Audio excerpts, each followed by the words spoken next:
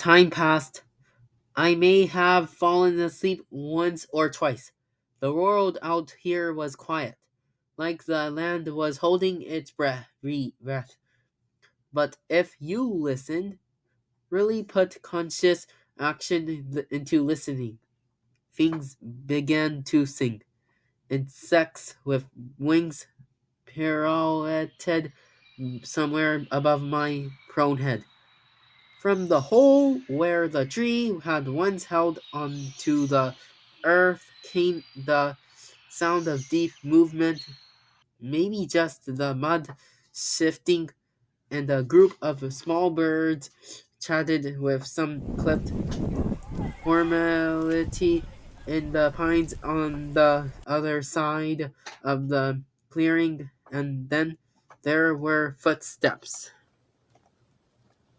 I lifted my head, flexing my arm to raise the rifle into position. Soft shuffling over by the pines. I aimed the gun, watching the trees, praying for a nothing more than a deer. Nothing human, really. It was huge, like a tree had yanked itself up and was slowly moving into the clearing. A tree with white branches. It walked further into the grass. A moose. I'd never seen one this close before. And adrenaline made my teeth chatter. Time is slow in that vacuum space.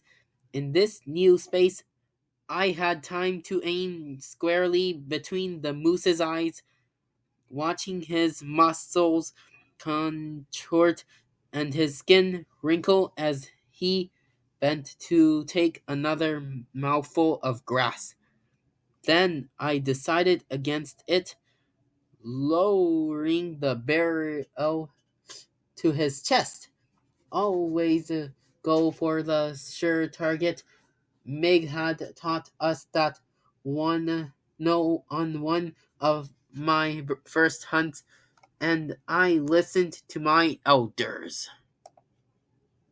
Just then he raised his head, so massive I wondered at the blood it must take to animate, and he saw me. He blinked a long, slow blink and faltered for only a second or two before he began chewing again. He turned a bit so that I knew he knew I was there. I swallowed hard, aiming, fingers exact and stiff. He was so frigging big. It was like he was 100 years old, like he had watched all of this happen.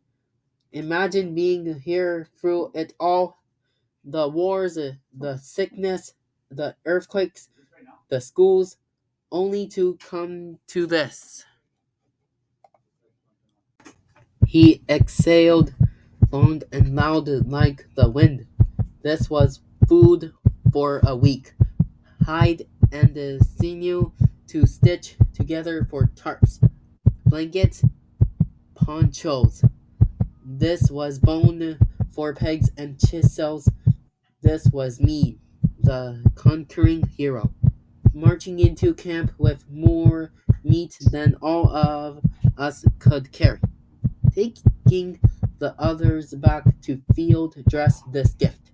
This was Rose, like he looking at me with those big eyes so dark they shone burgundy in the firelight. This was my chance.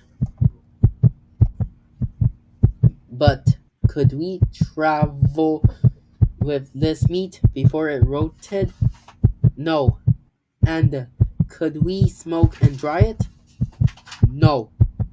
Mig wouldn't set up camp for that long, especially not with a steady thread of smoke reaching above the trees, blasting a signal to anyone who might be out there.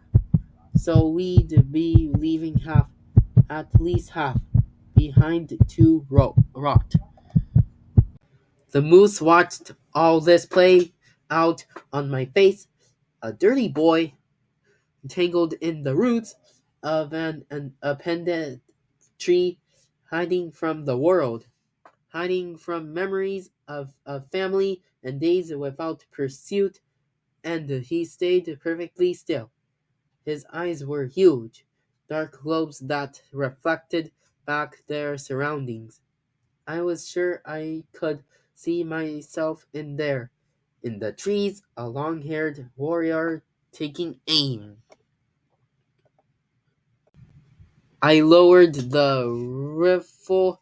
He blinked once more, then crossed his legs, one over the other as if at the start of a curtsy, then turned back into the trees. I couldn't do it.